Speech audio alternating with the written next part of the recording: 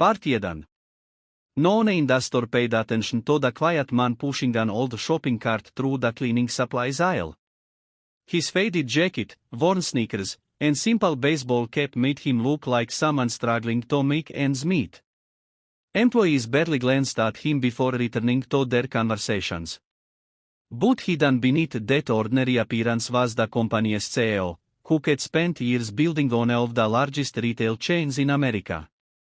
Hal had come undercover because anonymous customer complaints suggested that something was terribly wrong inside on a particular store. Hal expected to find poor customer service, lazy managers, or broken procedures. What Hal never expected was to see an elderly cleaning woman secretly wiping away tears while trying to mop the floor before anyone noticed. Her name was Margaret Collins, a 64-year-old widow who had worked in the store for nearly 11 years. Every morning she arrived before sunrise, quietly cleaning the entrance before customers entered.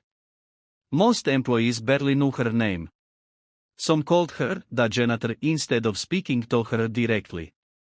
She never complained, never argued, and never missed a shift despite suffering from aching knees and constant back pain. To everyone else she seemed invisible. But that morning, something was different. The disguised CEO watched as Margaret disappeared into a small supply closet carrying her mop bucket. Curious, Hal slowly walked closer. Through the slightly open door Hal heard muffled sobbing. She isn't crying because she was tired. She was desperately trying to hold back overwhelming grief while clutching a folded medical bill in trembling hands. After taking several deep breaths, she carefully dried her face, forced herself to smile, and stepped back into the hallway as though nothing had happened. The CEO pretended to browse nearby shelves while observing the employees. Within minutes the assistant manager loudly called Margaret across the store.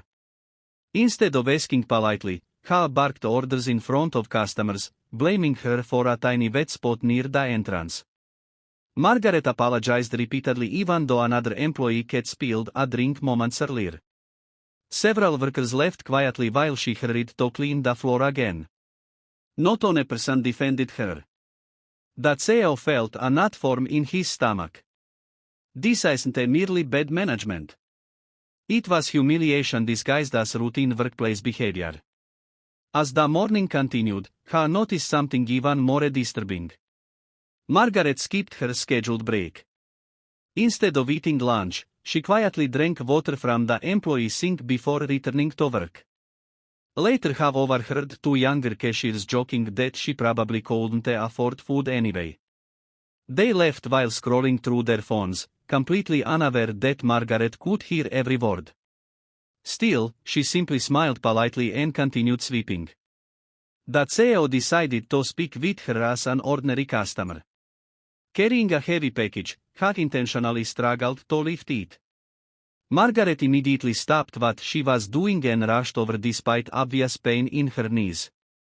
She helped him without hesitation, asking only whether Hal was feeling alright. Her kindness seemed completely genuine. "Long day?" the disguised man asked softly. Margaret smiled with tired eyes. "Every day is a blessing," she answered. "Some days are simply heavier than others." There was no bitterness in her voice, only quiet exhaustion. Before Hal could ask another question, the assistant manager interrupted.